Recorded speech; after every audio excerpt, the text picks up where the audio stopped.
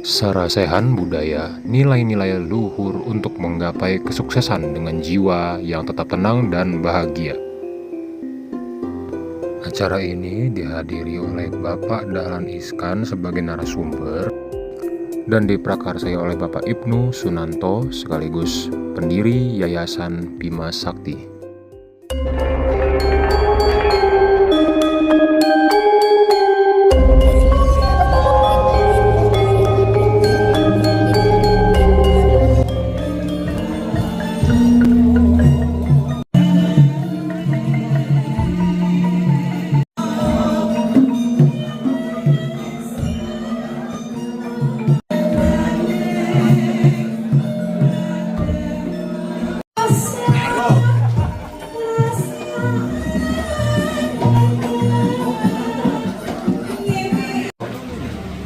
Founder Bima Sakti ingkang satu kinurmatan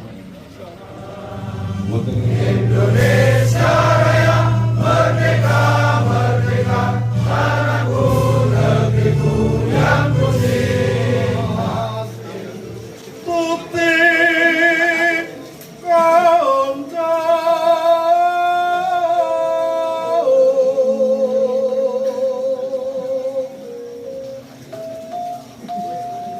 Pangeran kang mokho suci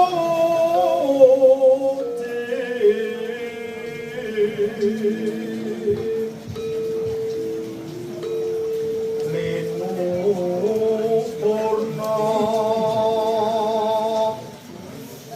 asmani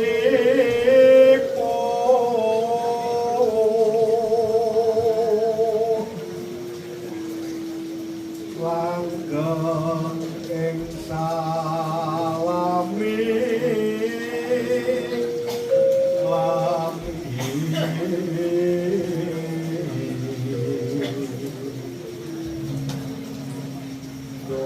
duh mustikane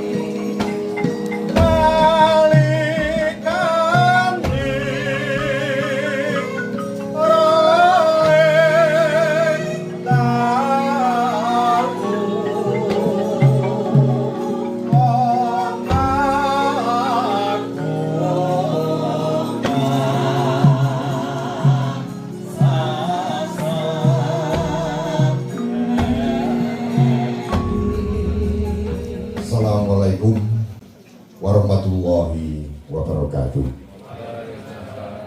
Rahayu, rahayu, rahayu sakum dumadi.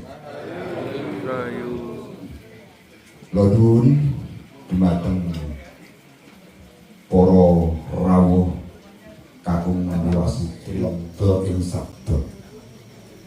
Ingkang kula hormati para pamomong, para pimpinan, so para sesepuh, paguyuban, padepokan, para pelestari budaya ingkang wonten ing Mojokerto, Surabaya, Sidoarjo, Gresik, Tulungagung, Malang lan sapanunggalipun ingkang nyuwun pangapunten boten saged kula sebataken setunggal-setunggalipun.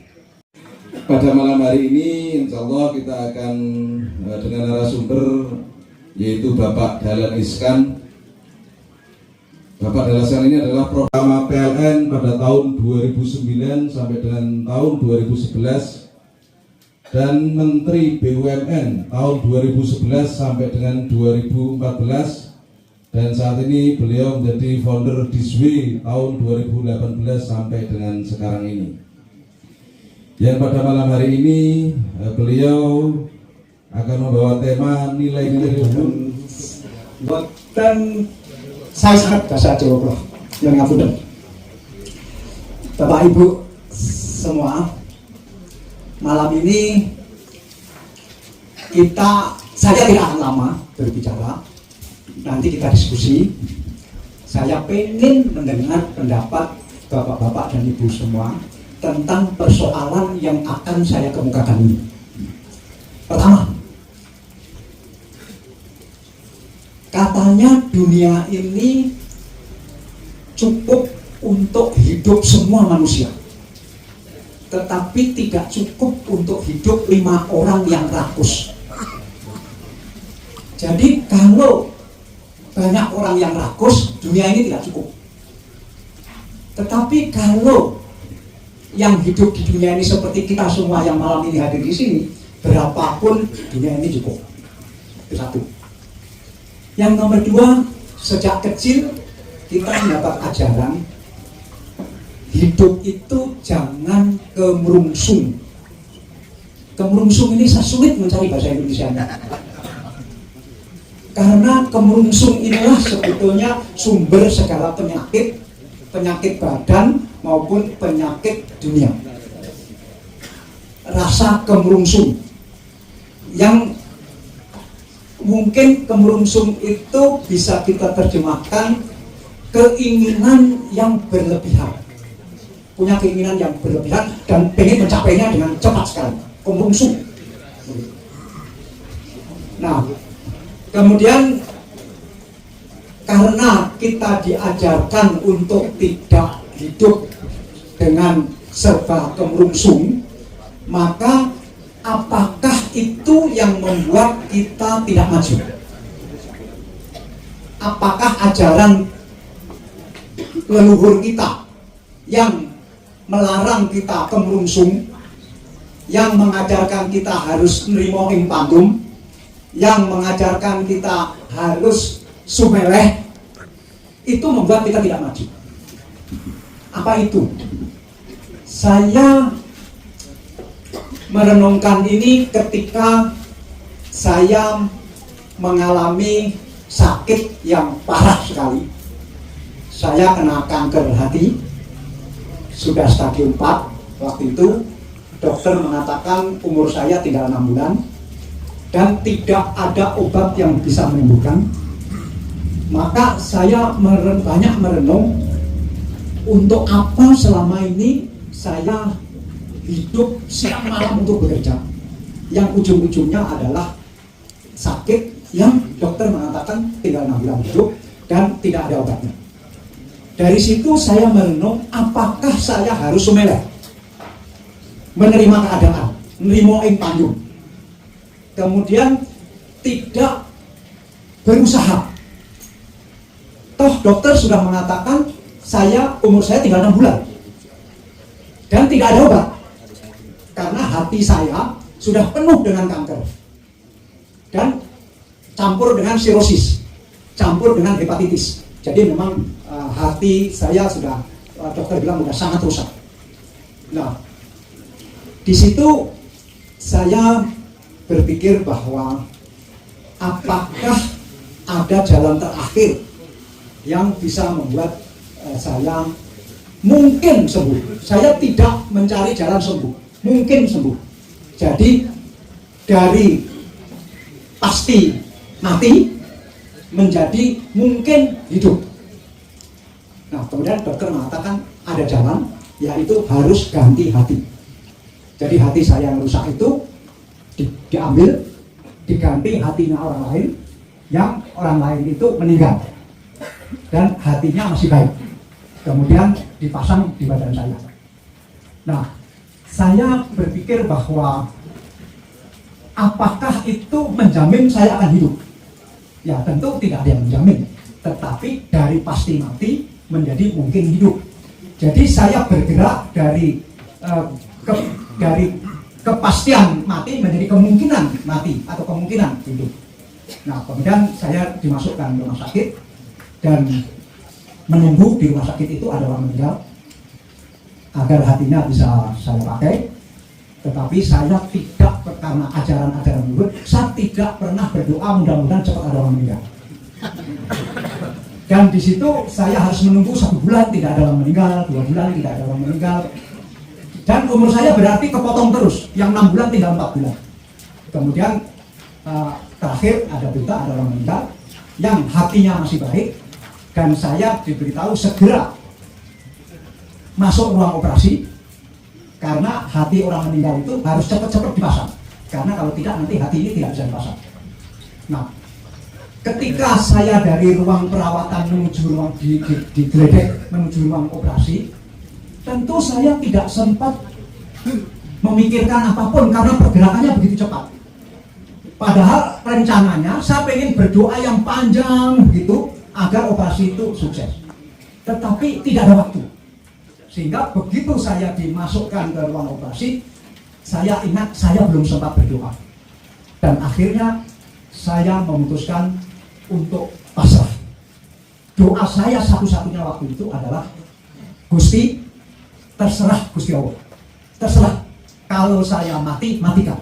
Kalau saya harus mati, matikan. Kalau saya harus hidup, hidupkan. Selesai. Tidak ada doa apapun kecuali pasrah. Kemudian saya masuk ruang operasi, saya dimatikan, di anestesi namanya, dan 9 jam kemudian operasi selesai. Hati saya yang sudah rusak itu dikeluarkan, diganti hati baru. Dan besoknya saya siuman, saya memuji syukur bahwa saya hidup. Tapi dokter mengatakan jangan gembira dulu, mungkin hidupnya ini hanya 1 hari, atau 2 hari, atau 3 hari. Setelah itu mungkin meninggal juga, ya nggak apa-apa. Yang penting saya sudah hidup di ruang. Nah, dari situ saya merenung bahwa apakah saya kemerungsung waktu memutuskan untuk menjalani operasi ganti hati itu. Tetapi waktu itu saya juga dalam posisi saya hanya berusaha, tidak punya perasaan saya harus hidup, tidak punya perasaan itu. Jadi saya sudah dilatih sejak kecil untuk tidak kemerungsung, sehingga ketika menghadapi antara hidup dan mati tetap bisa menjaga bagaimana hati tidak kemerungsung. Dan bentuk sumeleh saya yang tertinggi adalah ketika masuk ruang operasi, saya tidak berdoa harus hidup, terserah Gusti, mau hidup, hidupkan. Kalau saya harus mati, matikan. Nah, ini satu babak, bahwa kita punya ajaran jangan kemerungsung, harus sumeleh, mengalah, meskipun itu luhur kasani, dan seterusnya. Apakah itu yang membuat kita tidak maju? Nah, sekarang kita hidup di tahun 2024. Sekarang ini kita punya penduduk 270 juta.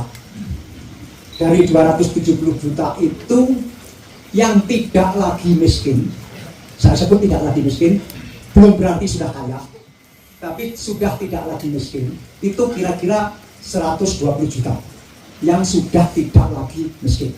Itu kira-kira 120 juta. Sisanya masih miskin. Nah, ini siapa yang 120 juta tidak miskin lagi ini? Jangan-jangan adalah mereka yang kemerungsung. Jangan-jangan mereka yang tidak mudah sumeleh. Jangan-jangan mereka yang tidak mau mengalah. Begitu. Ini pertanyaan besar yang saya harus terus merenung.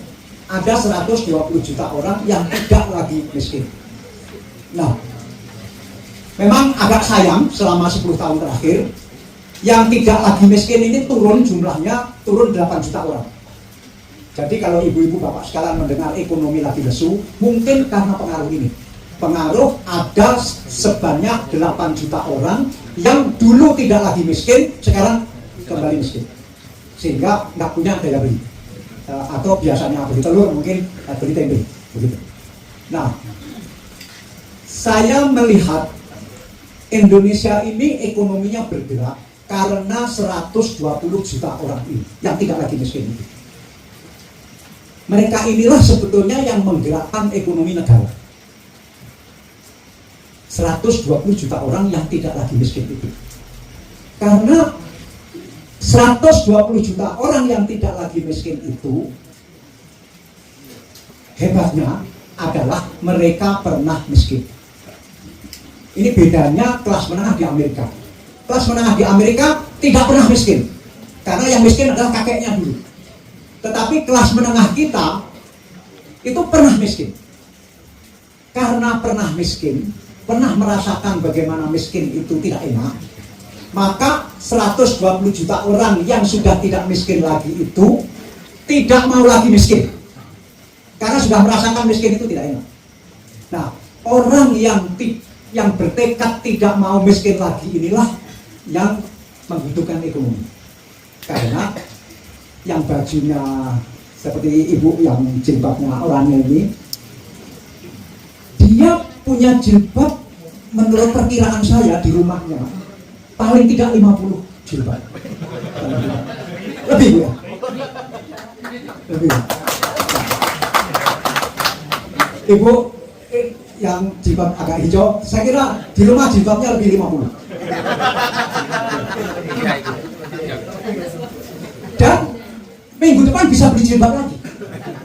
Karena apa? Karena minggu depan beli baju. Bajunya warnanya beda. Yang belum punya jilbab yang serasi dengan baju itu, maka harus beli jilbab.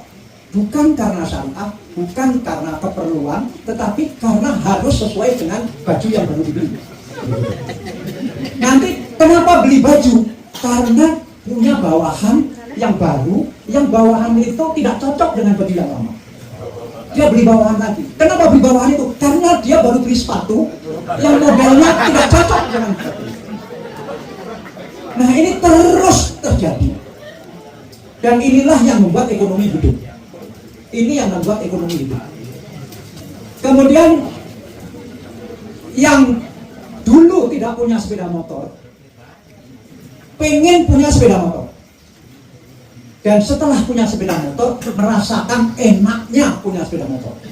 Bukan enak dalam pengertian kenikmatan, tapi enak dalam pengertian hidup lebih fleksibel. Kemana saja, jam berapa saja, itu lebih fleksibel. Bahkan lebih fleksibel daripada punya mobil. Dan bagi yang sudah punya satu sepeda motor, pengen punya dua sepeda motor. Karena istrinya juga harus punya sepeda motor. Karena sepeda motor suami dibawa kerja, istri di rumah nggak ada sepeda motor, harus ada sepeda motor. Yang sudah punya dua sepeda motor, pengen punya 3 sepeda motor. Kenapa? Anaknya juga harus punya sepeda motor. Mereka inilah yang membuat ekonomi negara hidup. Dan mereka punya jiwa mungkin kemerungsung, mungkin juga kejuangan, mungkin juga pahlawan keluarga. Saya tidak tahu menyebutnya apa, bahwa yang penting tidak mau lagi miskin dan harus terus meningkat. Dan saya pengen sebetulnya tiap 10 tahun yang tidak lagi miskin ini naik 20 juta kalau bisa, setiap 10 tahun. Nah, kalau yang tidak lagi miskin ini sudah mencapai 140 juta, jadi tidak lagi 120 seperti sekarang, atau sekarang turun kira-kira 112. Kalau yang tidak lagi miskin ini sudah mencapai 140 juta, maka negara ini akan maju. Bukan siapa presiden terpilihnya, bukan siapa partai yang menang, bukan siapa yang mendominasi DPR, bukan. Tidak ada hubungannya.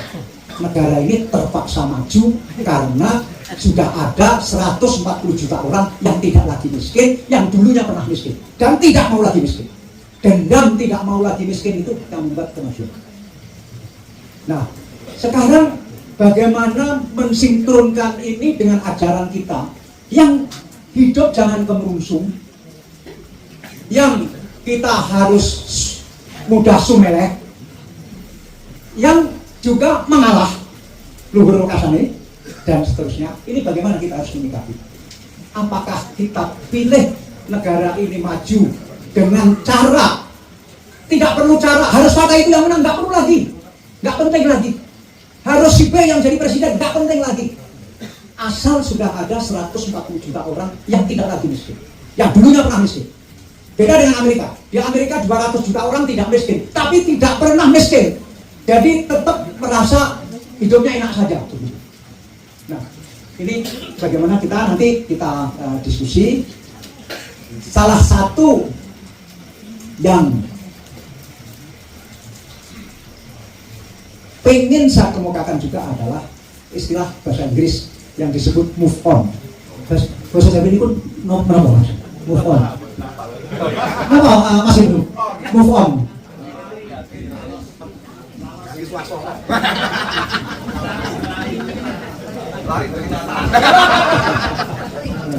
Move on. Jadi apakah ada orang yang nerimo tetapi ngeresulok? Nerimo aing pandum tapi ngeresuloan. Ini kenapa ada seperti ini? Kita nerimo, tapi ngeresulok.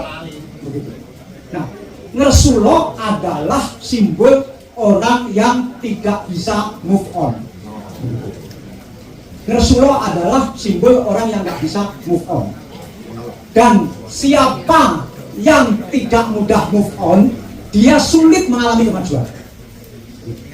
Jadi mungkin nerimo itu baik, asal juga jangan ngeresulok.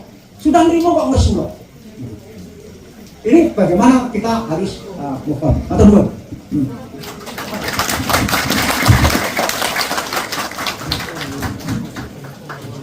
Terima kasih atas penyampaian Pak Dahlan Iskan yang luar biasa, yang tadi kata-kata terakhir move on, yang saya sendiri juga tidak bisa mengartikan. Assalamualaikum warahmatullahi wabarakatuh. Salam sejahtera untuk kita semua. Om Swastiastu, Namo Buddhaya, Rahayu, Rahayu, Rahayu, Salam Tuhan. Selamat malam Bapak-Bapak semua, Mbah Dahlan Iskan. Jadi kalau kita melihat dari uraian jenengan tadi, kami yang generasi muda terinspirasi banget bahwa hidup sebenarnya sudah ada patokannya, dan antara angkara murka dan tidak ada angkara murka itu sebenarnya sudah kelengkapan isi dunia. Di dalam pintu gerbang candi ada kalangan di muka itu sudah dua perkara dunia. Jadi kalau kita mau memberantas angkara murka, itu kita akan memberantas dunia juga. Karena apa? Isinya dunia harus dua. Tetap ada atas, ada bawah, ada atas, ada bawah.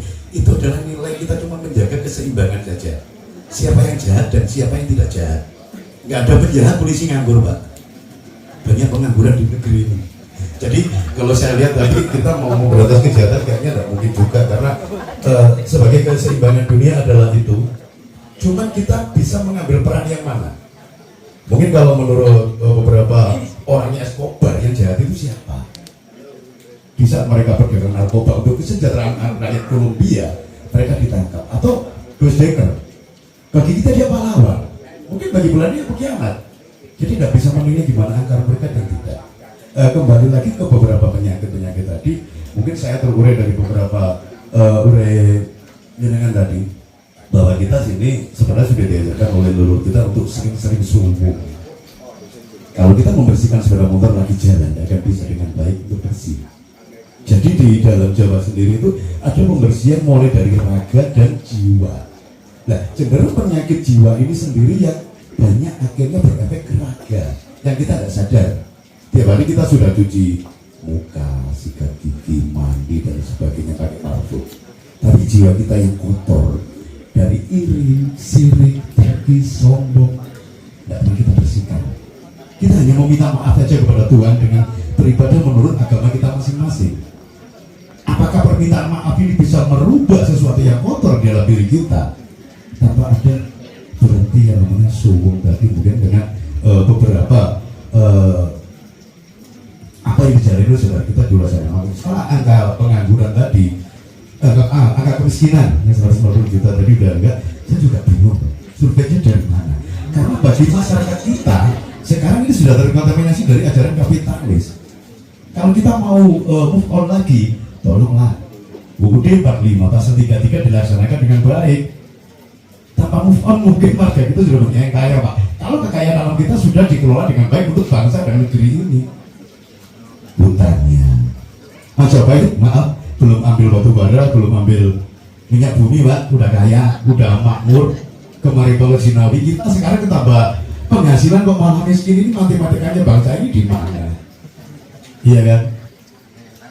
Ada yang salah, kita belok di mana? Kita tidak bisa menyalahkan siapa karena kita mewarisi, meneruskan dari apa yang diwariskan dari sebelumnya. Gimana Majapahit menjadi inspirasi? Maaf, saya terlalu banyak bicara Majapahit karena saya tinggal di Trawulan. Nggak mungkin saya bicara pajak dan lain sebagainya. Dan Majapahit sudah terbukti berhasil.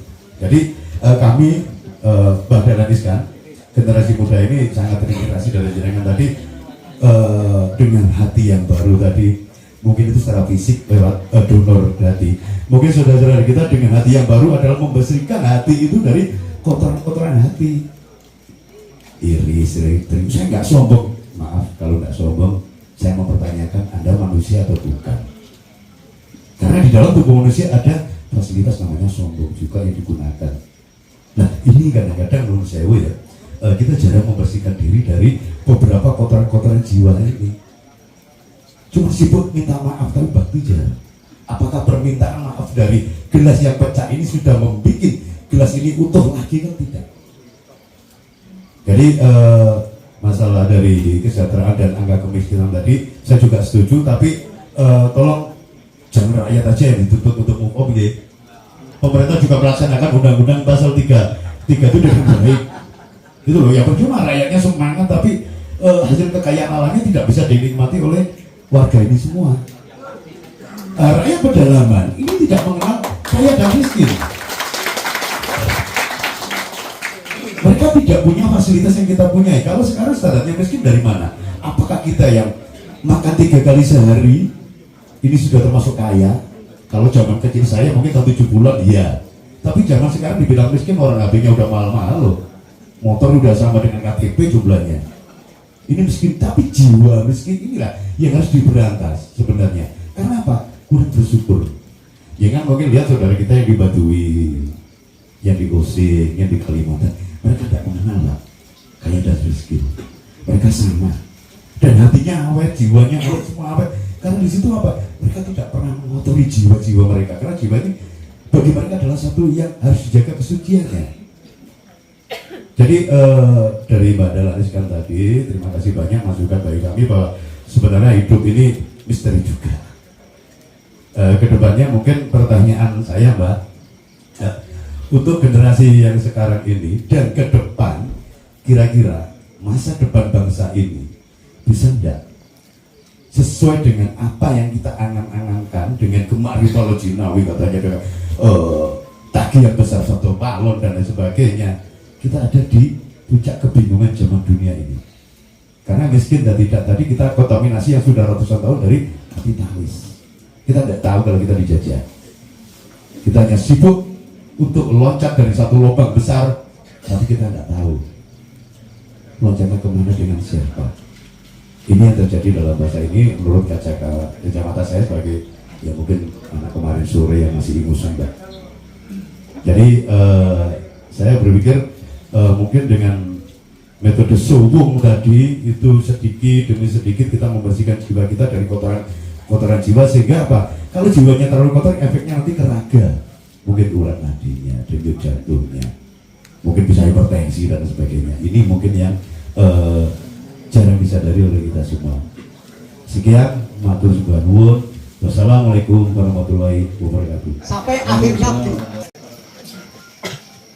Apakah bahagia? Apakah bahagia? Agak sulit juga merumuskan karena semua orang berbeda ukurannya. Orang Mojosari berbeda ukurannya. Begitu. Akhirnya saya menyimpulkan begini, setuju atau tidak terserah. Saya menyimpulkan begini, bahagia adalah ini mau keluar di ujian minggu depan.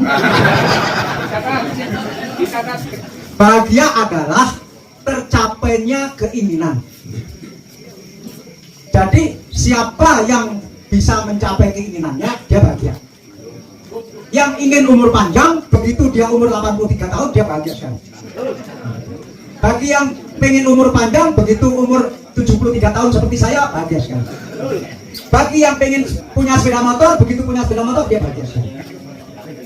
Pengen punya jilbab 50, begitu punya jilbab 50, bahagia sekali. Jadi intinya bahagia adalah tercapainya keinginan. Dan keinginan itu masing-masing orang berbeda. Maka bagaimanakah cara untuk mencapai bahagia? Nah tadi bahagia sudah tahu, bahagia adalah tercapainya keinginan. Sekarang bagaimana cara agar cepat bahagia? Mengurangi keinginan. Mengurangi keinginan. Jadi, ya.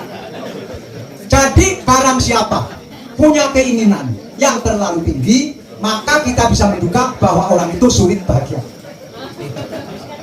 Barang siapa yang punya keinginan yang sakmatio saja, maka orang itu akan mencapai kebahagiaan. Nah, masalahnya, apakah bahagia itu bisa ditingkatkan? Ada bahagia kelas 1, bahagia kelas 2, bahagia kelas 3, rasanya bisa. Karena itu keinginan jangan tinggi-tinggi dulu, dicapai bahagia. Tetapi seumur hidup bahagia juga untuk apa? Karena bahagia itu ada karena ketidakbahagiaan. Kalau bahagia terus kan bosan, dan mungkin juga tidak dinamakan bahagia karena sudah biasa begitu. Nah, maka setelah keinginan pertama tercapai dan merasa bahagia, tolong dibatasi saya akan berapa lama boleh bahagia. Setelah itu buatlah tidak bahagia lagi dengan cara meningkatkan keinginannya. Tapi juga jangan tinggi-tinggi meningkatnya supaya cepat bahagia lagi. Dan jangan-jangan orang yang mempunyai tahapan bahagia seperti itu lebih sukses, apapun sukses tadi, karena setiap mencapai satu keinginan merasa bahagia, dan begitu merasa bahagia muncul enzim-enzim tertentu untuk merangsang kebahagiaan berikutnya lagi. Jadi kita diskusi yang cocok, Mojo Sari. Jadi lain kali kita bisa ketemu lagi diskusi yang lebih baik. Matur sangat pada Rizkan, luar biasa penyampaian beliau. Selanjutnya untuk kita buka sesi diskusi, izin tadi dari Bapak yang sana, kemudian Bapak yang sini tadi Pak Jaka, kemudian ibunya ya, ibu nanti nomor 3. Yang Bapak yang sini sana dulu Mas. Simbah. Izin mengajukan Terima kasih, matur nuwun. Thank you very much. Nonton Bang, sambut. Buat sampun, thank you very much tadi Pak Jalan, jenengan tadi kan menugaskan saudara yang cantik Mbak Indah. Pak Kanti, Mojokerto kang kita tresnani, ucap budaya lan pendidikan wajib dilestareke.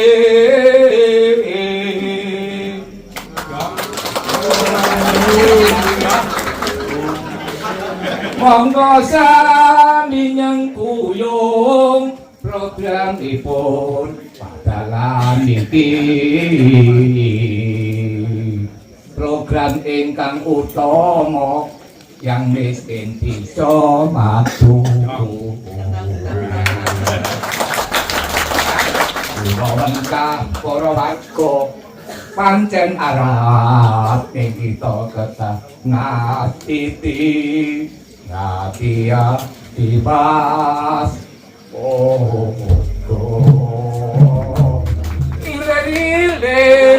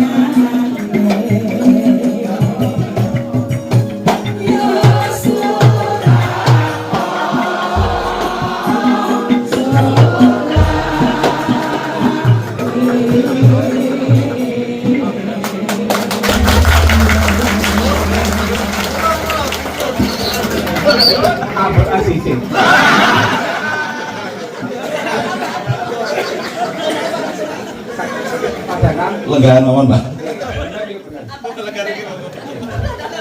Ya itu, aku berdekat dulu, ngomong tempat jalan.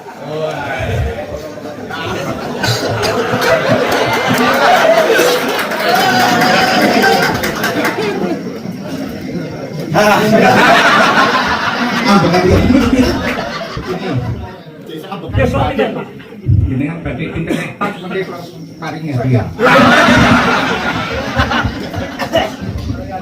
Mau menawi saya ketiga.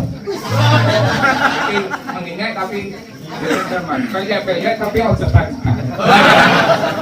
Kita ini pertama yang kami hormati, yang kami sayangi, yang kami harapkan Bapak Dahlan ini sehat.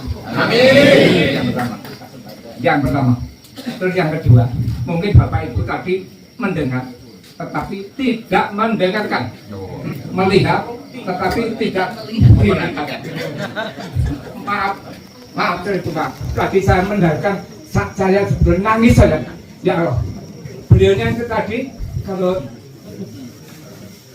penjenengan sehat itu bukan dari manusia, bukan dari dokter, tetapi percaya pada Tuhan Yang Maha Esa. Percaya. Termasuk saya ini, Bapak Ibu sekalian. Sebetulnya saya ini tidak datang di sini, Bapak. Tetapi ada anak yang cantik, Mbak Ipon, maaf, baru kenal jet, terus mendekat Pak apa itu? Ya, boleh ditanya hari ini. Dan nanti akan singgah di rumah saya, tetapi izin dulu. Saya tanya dulu. Pak, dia tahu, ini biar enak, pasaran tahu. Moderatornya diganti. Ingat pakai, saya ingin tanya. Ya jadi kamu dong, Mbak Ipon, kenapa jenengan tertarik pada Romo itu? Jawab apa sih? Karena dari Romo itu saya belajar bahwa manusia hidup untuk memanusiakan orang lain dan alam semesta. Tanpa itu kita tidak akan ada, Indonesia juga tidak akan ada. Dan saya akan mengalami saya tidak memberikan KPR, tapi yang dikatakan betul sekali. Yang kedua, kenapa keroyo-royo dari Surabaya menuju Trawulan terus ingin menamai Romo itu? Karena apa? Karena dari budaya kita, dari histori kita, bahwa zaman kerajaan dahulu termasuk Mojopahit itu sudah ada unsur kemanusiaannya, yaitu manusia hidup untuk memanusiakan orang lain dan alam semesta. Kebetulan saya bisa di Penang, Malaysia Pak, cuma lahir di Surabaya. Lalu saya berjumpa dengan Romo, lalu saya belajar. 但是我看了你是华人，是吗？你会讲中文吗？ I'm sorry Pak, saya memang Chinese tapi Chinese Mongol ya. 你会讲中文吗？我一点点。Oh ternyata Tionghoa tapi dari sukunya Mongolia. Kakek saya orang Jepang Pak, kalau nenek saya Jawa ya. Oma saya Jerman Belanda. Terima kasih. Terima kasih Pak Iwan. Lanjut supaya ini tadi perkenalan dulu Pak Dahlan dan Pak Nur kami atau Pak Nur ini sahabat saya. Kalau saya joget ini senangnya setengah mati. Itu betul sekali. Kembali saya ingin memberikan masukan. Tadi macam-macam. Kalau saya hari ini yang penting kalau Bapak berani seperti Pak Prabowo, apa itu kira-kira? Kira-kira apa yang perlu ditangani hari ini kira-kira? Ya betul, betul sekali, betul sekali. Belum ada Bapak Presiden yang berani koruptor harus dihancurkan. Maaf, Ibu maaf, saya ini kecewa, tetapi punya harapan besar. Perkenalkan, nama saya Wisnu Sugiman. Sugiman dari orang tua saya Sugiman, semua dekat. Tertambahi Wisnu itu Wismanunggal. Wismanunggal dengan Pak Dahlan Iskan. Wismanunggal dengan Pak Bujano ini. Wismanunggal dengan semua saja. Wisnu. Yang ketiga, Wisnu adalah wahana informasi seluruh Nusantara. Bukan Wisnu penyelamat, bukan. Saya menyelamatkan diri sendiri sudah lumayan. Kalau Pak, perlu diketahui bahwa saya ini termasuk mendirikan organisasi Persaudaraan Cinta Tanah Air Indonesia. Kecil-kecil Pak, saya punya harapan besar. Apa harapan besar? Kalau Pak Dahlan mengharapkan supaya 140 juta nanti menjadi orang kaya atau tidak miskin, itu harapan Pak Dahlan. Kalau saya beda Pak, saya beda sekali. Saya ingin menjadikan Indonesia nanti menjadi mercu dunia, mercu besar dunia. Mercu tuan.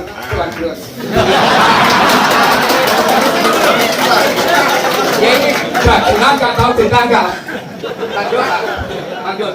Terus saya punya harapan, karena Mojokerto itu terjepit, punya apa-apa, tapi tidak bisa mengambil apa-apa ya.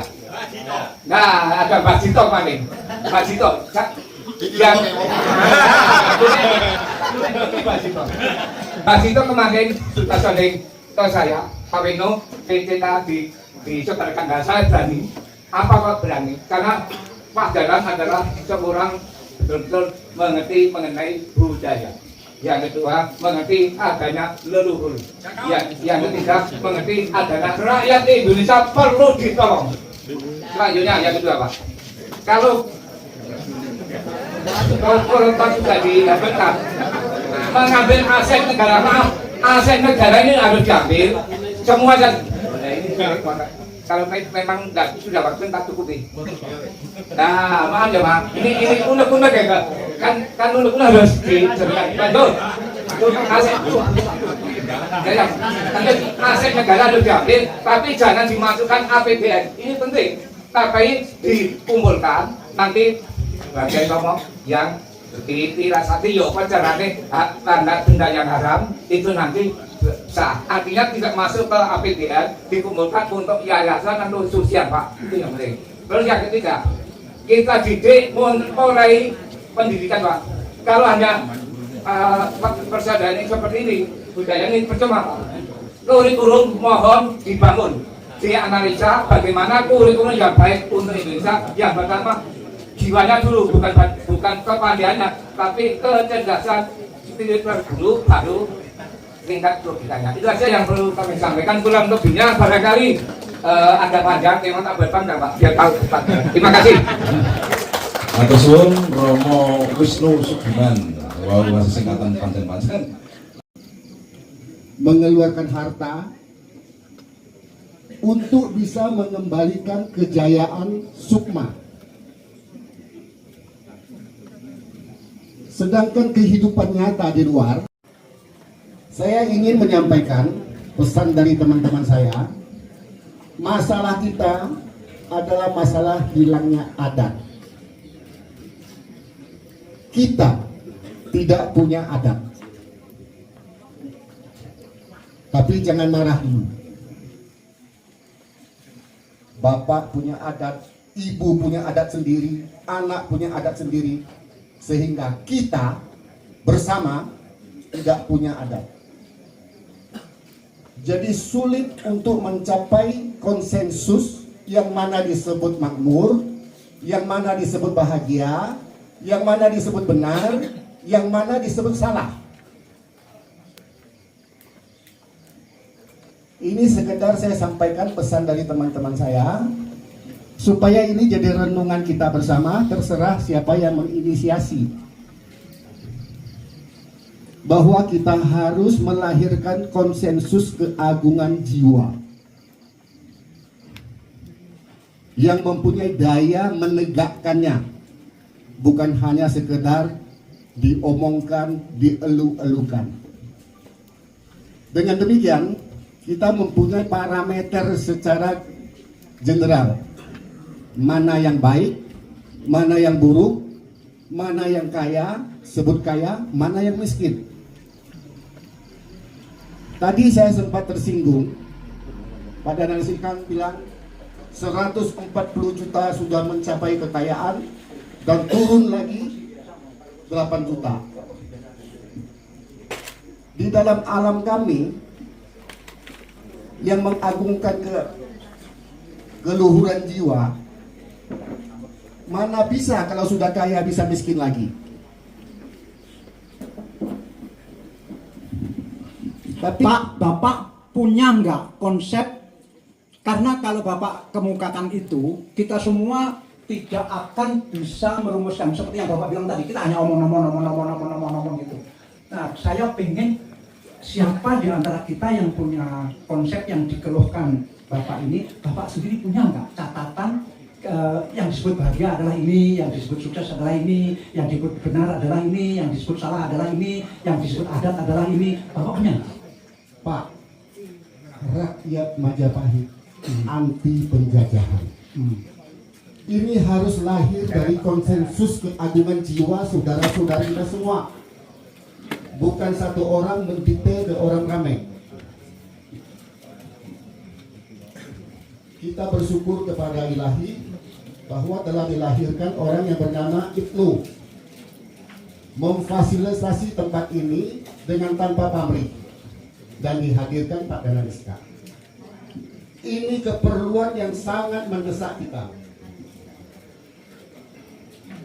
Kalau tidak ada konsensus keagungan jiwa, jangan bicara Majapahit.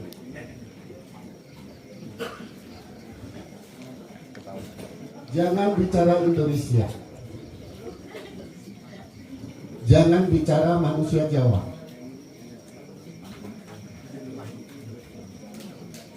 Jadi mari kita renungkan bersama. Pak Dahlan Iskan yang memimpin, Pak Ibnu mohon, para sesepuh mohon, ini diwujudkan. Karena ini sangat mendesak.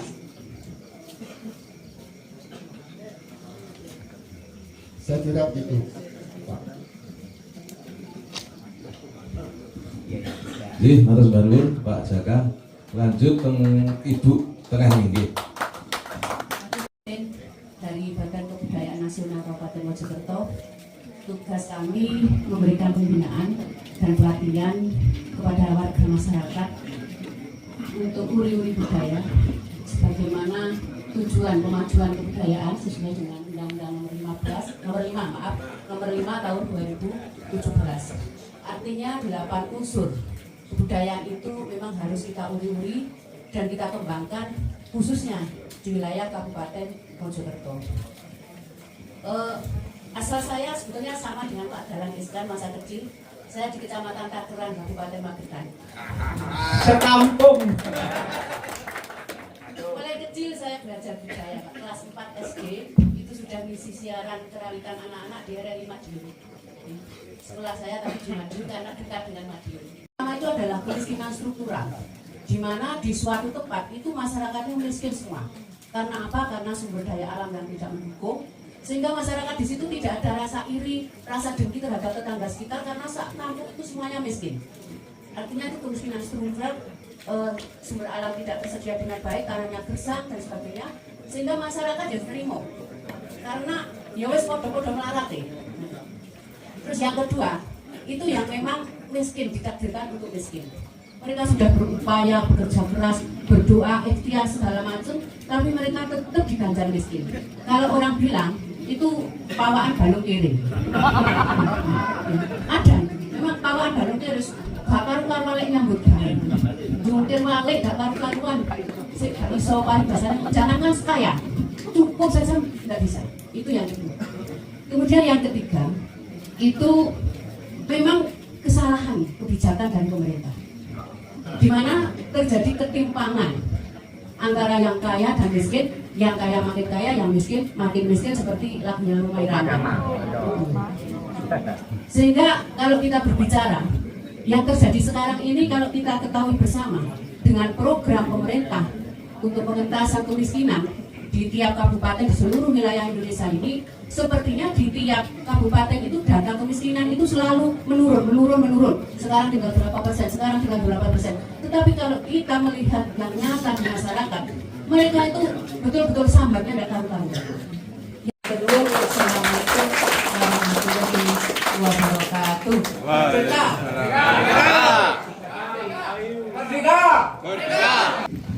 Matur nuwun 3 pembicara Romo, matur nuwun sanget saged nggeret tiang moncon tiang Indonesia. Nggih, saged nggeret dateng padepokan jenengan. Kula hormat sanget Karena saya punya hati. nggih. Lanjut. Yang tadi Pak Insinyur, saya juga berterima kasih pada Pak Ibnu. Terus terang langka tokoh seperti Pak Ibnu yang mau memprakarsai usaha seperti ini. Yang ketika Ibu, dari 3 teori kemiskinan tadi, apakah masih relevan? Tetap relevan. Tetapi yang lebih relevan dari kita adalah jangan sampai terjadi kemiskinan karena budaya. Itu yang kita nanti ikut berdosa gara-gara melestarikan budaya maka miskin. Itu yang jangan sampai terjadi. Sehingga nanti ada kategori satu lagi karena struktural, karena balung kere, dan karena kebudayaan begitu. Jangan sampai begitu. Kenapa jangan sampai begitu? Karena Jepang sudah membuktikan bisa menjadi negara maju tanpa kehilangan budayanya. Jepang bisa jadi negara maju dengan tetap mempertahankan kejepangannya. Nah, kita jangan sampai bisa mempertahankan budayanya tapi miskin. Nah, ini tadi yang tema tadi, maka kewajiban kita bersama untuk bagaimana agar yang miskin-miskin menjadi tidak miskin. Saya tidak menyebut kaya, ya, saya tidak menyebut kaya. Karena kalau menyebut kaya nanti kesannya rakus. Saya menyebut tidak lagi miskin. Cukup bahwa tidak lagi miskin tapi masih ngeroweng, masih ngedumel, ya mungkin pelan-pelan nanti kita kasih bagaimana bisa move on tadi. Jadi itu satu problem kejiwaan tersendiri. Tetapi minimal kewajiban kita yang di sini adalah jangan sampai semangat nguri-nguri budaya Jawa tetapi mengakibatkan kemiskinan. Makasih, matur. Atur suwun. 3 pertanyaan. Ya, sehingga saya akan menguak misteri sastra Jawa kuno yang khususnya Ronggo Warsito. Ternyata itu gapro kehidupan, termasuk tentang menggapai kesuksesan dengan kejiwaan jiwa yang tetap tenang dan bahagia. Analoginya begini, Pak. Kita mengurangi lekatan-lekatan pada diri kita, yaitu kalau di filsafat Jawa kan derajat pangkat semati itu sudah digoleki, lah miskin noncer harus itu wis wayahe kan gitu. Artinya gini, Pak. Analogi saya adalah gemrungsung tadi ya, gemrungsung. Gemrungsung itu sampah, ibaratnya kalau HP, sampah ini tidak saya buang, ini nggak langsung lancar, Pak. Nah, tantangannya adalah bagaimana melogikan nilai-nilai leluhur ini pada gen Z. Kita harus jadi transformer. Bahasa anak gen Z itu, kalau untuk mengenal leluhur, Pak, teori-teori leluhur, lah wong situ wae gak gelem mundur gunung. Piye arek nom-noman iki? Sapa sing dadi pangomong? Ini keresahan batin saya, Pak. Saya sering dialog dengan anak-anak muda, Pak. Nakal-nakal pertanyaannya, dan itu harus bisa jawab itu. Ini tantangan kita, gitu loh. Kalau nggak bisa jawab, pedot sudah, kita nggak digapi. Nilai-nilai yang kita ajarkan kepada Gen Z tidak diterima karena logikanya belum bisa berterima. Maka dari itu, untuk mensikapi sesuatu bahagia dan lain-lainnya, Pak, kita diberi organ yang masih fungsi. Ya, itu kalau digunakan dengan baik dan benar, itu adalah refleksi wujud syukur yang paling esensial bagi saya. Sehingga kita tidak perlu berpikir ini bahagia dan tidak bahagia, itu tidak ada di dalam konsep diri saya. Karena di sini aja saya hadir di kegiatan kebudayaan itu termasuk healing. Saya menemukan bentuk kebahagiaan yang murah sekali oleh ilmu, oleh kebahagiaan. Jadi nggak perlu daging-daging untuk saya. Saya kira itu Pak Dahlan Iskan.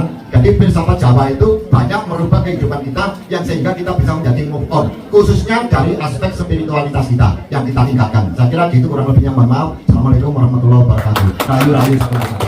Atur Pak Cito, tepat 5 menit. Lajeng yang mengalami keadaan momen dengan kemarifatan loginawi katakan Mas Nananguni itu pasti dan jelas. Apakah kita sudah benar melakukannya? Artinya seperti ini, kita mungkin mempunyai tata krama yang tinggi, tapi kita terkadang terlena dengan budaya asing yang masuk, sehingga kita kasih hati rempel mereka. Apakah kita tidak menjadi jati diri kita yang sebenarnya dengan yang penuh dengan welas asing, menjadi seorang yang arogan? Itu jiwa kita kan? Karena kalau dibiarkan budaya-budaya asing tentunya akan merusak tatanan budaya Nusantara itu sendiri pasti. Dan untuk menyikapi kesemuanya itu, Pak Dahlan dari pembungsungan mungkin kita bisa memaparkan sedikit. Harus kita pembungsung, memang ini harus move on, memang kita harus bergerak. Dan yang ada di sini adalah pilihan-pilihan semua saya kira. Karena apa? Jauh-jauh, hujan, letih, lesu dan sebagainya itu sudah sebagian dari mengangkat budaya leluhur adiluhur. Tapi ngapunten Bapak Ibnu yang terhormat, alangkah baiknya generasi Z atau generasi kekinian kita hadirkan. Karena kalau kita ngomongkan tentang seperti ini, saya kira kita sudah semuanya sudah sering kali di Pak Dahlan, di Pak Ibnu. Mungkin peran dan pemerintahan, generasi dari sekolah ini yang perlu, karena kita masa pemulihan, bukan penyembuhan Pak, pemulihan, memulihkan jati diri budaya leluhur yang adiluhur. Itu sangat sulit memang. Bayangkan 350 tahun kita dijajah, kita tidak bisa melaksanakan budaya kita, jangankan melaksanakan ritual dan sebagainya, makan pun susah, mengamankan diri sendiri juga susah. Ini sudah kita merdeka, kita selayaknya sudah maju, bangkit kembali. Ingat yang dikatakan leluhur terdahulu sebagai cerminan ruang negadatun indus Buddha Wiswa, artinya apa? Kita harus tahu bahwa kebenaran Buddha dan jiwa itu adalah satu manunggal. Dengan adanya budaya-budaya asing yang ingin memporak-porandakan Nusantara ini, kita jadi terlena. Kita harus menyikapi dengan benar. Mudah-mudahan NKRI ini menjadikan suatu yang badatun toibatun warahmatullahi gofur demaripah lojinawi jaya jaya wijaya tindu suantaraku rahayu rahayu sagung dumati. Terakhir hebat-hebat. Yang terutama yang terakhir yang dari Pasuruan masih muda, kemudian kedalaman kejiwaannya sangat dalam. Pak Ibnu pernah diskusi sama beliau? Pernah. Oh pernah. Nah, syukurlah kalau begitu. Sehingga saya tahu bahwa minggu lalu kami diskusi dengan Pak Ibnu. Pak Ibnu sedang merumuskan nanti yang disebut dengan generasi Z. Pak Ibnu sedang merumuskan bagaimana cara konkret secara manajerial itu bisa dilaksanakan, dan saya juga berharap dan menunggu programnya Pak Ibnu itu bisa berjalan, dan nanti mungkin pada saatnya setelah Pak Ibnu siap dan matang, mungkin ketemu sekali lagi. Ini khusus Pak Ibnu menjelaskan program bagaimana melestarikan budaya ini ke generasi yang terbaru, generasi muda, dengan cara yang berbeda, dengan cara yang modern, dengan cara yang mungkin mereka terima, bukan dengan cara yang mungkin mereka menolak. Jadi terima kasih tiga pembicara terakhir memberikan inspirasi kepada kita semua, karena yang tadi saya setuju bahwa yang hadir di sini semua tokoh, dan tidak mungkin kehadiran tokoh-tokoh ini tiap 38 ketemu begini lagi, tentu harus ada langkah berikutnya yang lebih konkret, langkah berikutnya lagi yang lebih konkret. Matur nuwun. Namun tidak sembarang keris. Dan pada malam hari ini izinkan kami untuk membuka dulu Pak.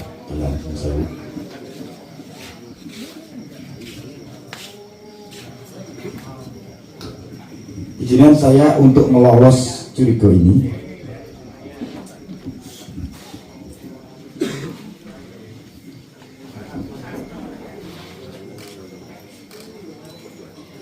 Ini adalah salah satu dari duwung keris, dari 3 duwung keris yang tadi disebutkan oleh Pak Agung. Dan saya tidak janjian dengan Pak Agung. Ini adalah duwung atau keris berdapur Tilam Sari yang bermakna ketentraman dan keindahan kehidupan, termasuk ketentraman dan kehidupan dalam rumah tangga dan kebudayaan agung. Duwung keris ini juga mengandung pamor, yaitu Pulo Tirto. Pulo Tirto menggambarkan kesuburan dalam arti luas dan harmoni atau keseimbangan dalam kehidupan. Semoga ini menjadi simbol cinta kita dan penghormatan kita kepada Bapak Dahlan Iskan.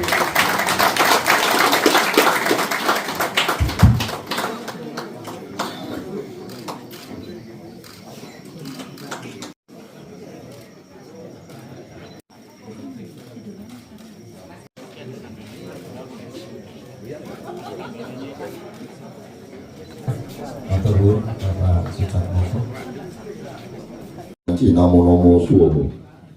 Om pakurun jungkring sarupun dalam dirunung kang ngeroto. Mangkurat mangkuagung kabuanong songgo bono mangkurat mangku negoro. Menyangko bareng blambangan ratu agung ada dimas mamelo maya wonten dasar. Kang putra Ki Kusumo sang Kanjeng Ratu ibune ibu mbok wanjar kang wonten sang ratu ana. Ki Bagus pamanjiran Ki Bagus Karang Udaya Ki Bagus Karang Oban. Sesuhunan Panji Karto Sulo sapure keling pejajaran. Ki Gluntung Ulo Kodo merapat masang burung datang Mojopahit mantuk datang Ratu Dada Putih. Ratune wong sak jagat alat ngundang nundukan Prabu Swangguti nundukan Prabu Gusti. Niti murti niti layaning bumi Nusantara kang dapat dan kelawan kukuhe bumi. Sak lumahe bumi sak kurpe langit rukune anak putu yuga utusan Nusantara hong pakulun.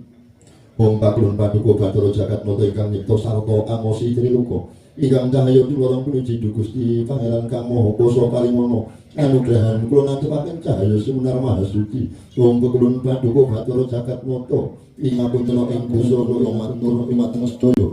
Akhiripun kula makempal wonten Yayasan Bima Sakti. Mugi Jawa kadang tansah nampi nugrahanipun Gusti ingkang agar jagat nampi karahayuan katenteman sedherekipun. Keluarga agung saking Yayasan Bima Sakti Bapak Inu sakadang sarenjangipun nyuwun rahayu selamat saking nugrahanipun Gusti. Om man namah.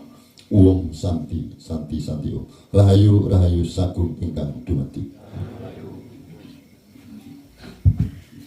Mohon izin bapak-bapak dan ibu-ibu, saya bawakan doa ini secara kepercayaan saya ibu.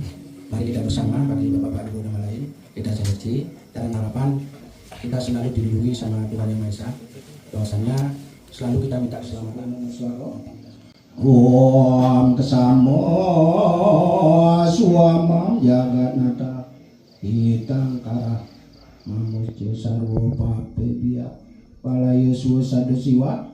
Om kesantawiyo kaiko dosa kesantawiyo wajiko mana kesantawiyo mana sedosa buat permadat kesamu suamam om dewa suksemo prama asiji nama swabo om manubadrah kata poyan tulus tawa. Semoga pikiran yang baik datang dari segala penjuru. Om santi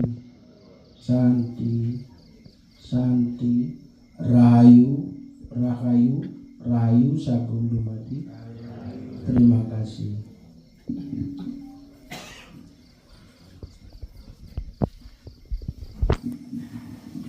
Assalamualaikum warahmatullahi wabarakatuh. Waalaikumsalam warahmatullahi wabarakatuh. Nyuwun dhateng Gusti Allah muga tansah pinaringan urip selamat ing sampika. Benar sehat, pinaringan ketenangan jiwa, ketenangan raga, sehingga napa ingkang dados tujuan kula pansedaya saged dipun kabulaken dening Allah Subhanahu wa taala. Allahumma shalli wa sallim wa barik ala sayyidina Muhammad wa ala sayyidina Muhammad. Alhamdulillahirabbil alamin. Hamdan syakirin, hamdan na'imin, hamdan yuafi ni'amatika fi majida. Ya Rabbana kalhamdu kama yanbaghi li sultanik. Allahumma aril haqqa haqqan wa arinal batil inna batila kana zaqa. Allahumma inna nas'aluka al-'afwa wal 'afiyah wal madad da'ima fid dini wa dunya wal akhirah. Allahumma salimna min afati dunya wa fil akhirah. Allahumma salimna min fitnati dunya wa fitnatil akhirah. Allahumma salimna min bala'i dunya wa fil akhirah. Allahumma ighfir lana dhunubana bi Muhammad ya Allah ya Rahman ya Rahim. Allahumma ya Allah a'udzu bi haqqil Fatihah wa bi syiril Fatihah wa bi barakatil Fatihah wa bi karamatil Fatihah wa antar zugana rizqan katsiran barakan fid dunya wal akhirah min ghairi ta'abin wa la nasrin innaka 'ala kulli syai'in qadir. Allahumma iftah lana bi futuhil 'arifin. Allahumma iftah lana bi futuhil 'arifin. Allahumma iftah lana bi Allahumma ta'addam ila ghafarta wala hamman ila wala dainan ila qadaita wala hajar min hawaijitina la qadaita ya Allah ya Rahman ya Rahim. Rabbana atina fid dunya hasanah wa fil akhirati hasanah wa qina adzabannar. Subhana rabbika rabbil izzati amma yasifun wa salamun alal mursalin walhamdulillahi rabbil alamin. Bisyiril Fatihah. Bismillahirrahmanirrahim. Alhamdulillahi rabbil alamin. Arrahmanirrahim. Maliki yaumiddin. Iyyaka na'budu wa iyyaka nasta'in ihdinas siratal mustaqim siratal ladzina an'amta 'alaihim ghairil maghdubi 'alaihim waladdallin. Assalamualaikum warahmatullahi wabarakatuh.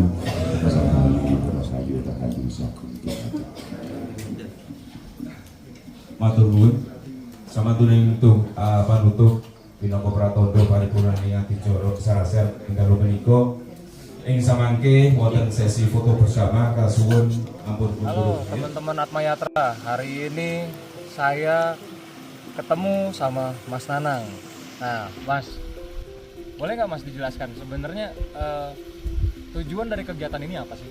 Acara malam ini ya, jadi sebenarnya ajang ketemuan ya teman-teman budayawan sewilayah Mojokerto, Sidoarjo, Surabaya, Malang, Pasuruan, dan ini kegiatan ini 3 bulan sekali di sini. Saraset Budaya ini sebenarnya ajang ketemuan para penggiat budaya, spiritual, dan beberapa penggiat kesenian, tradisi. Hari ini kita ketemu di sini setiap 3 bulan sekali. Kita istilahnya itu ada diskusi, ada sharing, istilahnya udoroso ya, dengan narasumbernya. Tapi kebetulan Pak Dahlan Iskan yang mengungkap apa sih tentang kebahagiaan, tentang apa sih ketenangan diri, dan ini tiap 3 bulan temanya beda-beda, narasumbernya beda-beda. Ini jadi ajang kita penggiat spiritual juga budayawan ketemu di sini tiap 3 bulan sekali, karena acara ini berlangsung mulai sekitar jam 8 ya sampai malam, dan ini biasanya sampai pagi di sini. Habis acara selesai kita ngobrol rame-rame bareng sesuai dengan apa sih yang diomongkan. Mungkin ada berapa titik ya teman-teman ini ngobrol di titik sana ini ya, ini seru sih. Kita sampai pagi kadang-kadang di sini. Tadi yang menarik juga kayaknya banyak tokoh-tokoh dari berbagai macam agama dan latar belakang yang ada. Teman-teman dari pondok pesantren ada, teman-teman dari spiritual Jawa ada. Jadi semua pemuka agama ada kok tadi. Yang dari Islam, Hindu, Kristen ada. Semua biasanya dari Buddha juga ada. Jadi kita bicara tentang perwujudan asli Bhinneka Tunggal Ika itu ada. Dan memang pusatnya dari Bhinneka Tunggal Ika itu dulu kan lainnya dari Majapahit. Nah ini kita real di malam ini kita bahwa Bhinneka Tunggal Ika itu ada kembali ini, dan kita melestarikan warisan leluhur yang begitu dahsyat. Ya mudah-mudahan bisa lebih banyak lagi ya acara-acara seperti ini, dan kita punya kesempatan untuk terus ngeliput acara-acara semacam ini supaya teman-teman semua makin melek budaya, makin kenal sama peninggalan dari leluhur kita. Jadi yang ada di mengenali jati diri kita sebagai orang-orang Nusantara, karena kita lahir dan hidup di Nusantara ini bukan satu kebetulan loh. Ada satu kebetulan Tuhan yang bisa mewujudkan kita menjadi orang-orang Nusantara atau orang Indonesia. Ini bukan satu kebetulan, tadi saya bilang ya, sampai jadi orang Indonesia, saya jadi orang Indonesia, ini satu anugerah bagi kita. Karena apa? Tidak semua umat di dunia ini lahir menjadi orang Indonesia yang tempat budaya, musik, iklimnya begitu seimbang ya, antara musim panas, musim dinginnya, musim kemarau dan musim hujan. Jadi enak banget sih hidup di Indonesia. Jadi dari itu kita merasa bersyukur sebagai anak bangsa bahwa kita tinggal di satu tempat yang bagus.